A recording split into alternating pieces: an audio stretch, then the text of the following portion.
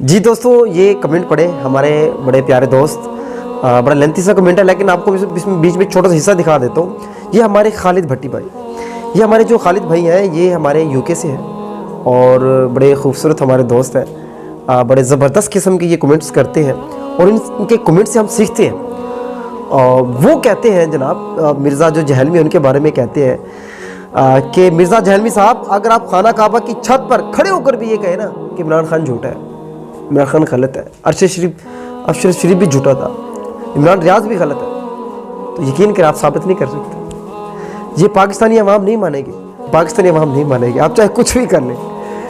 बस क्या कह सकते हैं जी, मिर्ज़ा जहलवी ने जो अल्फाज का चुनाव किया है, जो अल्फाज उन्होंने कहे हैं, उसके ऊपर हम अफसोस ही कर सकते हैं। क्या कह सकते हो।